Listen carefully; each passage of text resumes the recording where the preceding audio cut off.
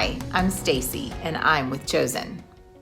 In this series to help you thrive in foster parenting, my goal is to give you the top 10 things to work on so that your children's foster experiences are the very best ones you can give them. In this episode of the top 10 list for fostering, I'm going to talk to you about a key for managing difficult behaviors that you're seeing in your foster children most likely.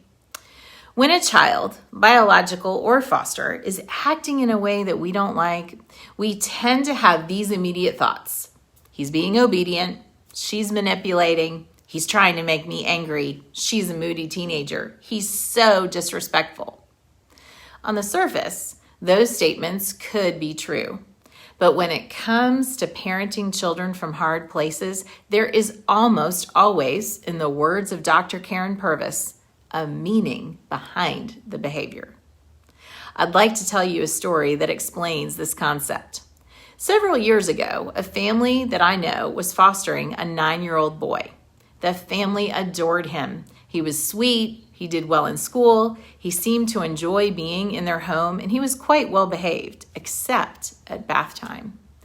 Every time he needed to take a bath, he had a complete meltdown, or he lied about taking a bath. Or he asked to wait until tomorrow, and then tomorrow would come and he would melt down and refuse to get himself clean. Finally, after several weeks of this battle, his parents sat down to read his file that the caseworker had brought over the night he arrived in their home. They read that this little boy had experienced repeated abuse at bath time. At that moment, they realized that he wasn't being disobedient at all. Rather, the bathroom brought back memories for him of the abuse that he had suffered. Because this family had not been with the boy for the first 9 years of his life, they had no idea that he had experienced pain at bath time. So, I encourage you to look for the meaning behind behaviors that you are seeing repeatedly in the children that you are parenting. Don't assume that they're trying to make your life miserable, or that they're being manipulative, or that they're simply a bad kid. Write down the patterns that you're seeing each day and think through what could be causing the difficult behaviors. Have you read through your foster child's file recently? If your foster children have had the same case manager for a long time, or the same CASA worker or guardian ad litem, ask them if they can shed any light on a pattern in a behavior that you're seeing. If you are a person of faith, ask God to give you discernment into what the meaning behind the behavior is. If your foster children are older, it's okay to ask them if they know what causes them to behave in such a way when you see a clear pattern. One other tip.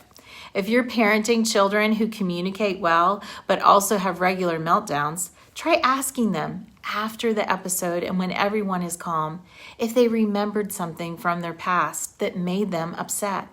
This can be a beautiful way to allow children to heal from expressing what makes them upset. In turn, it will allow you to, in the future, remind children that there is a reason for their grief that's coming out as a misbehavior. I hope all of you end this video with the phrase going,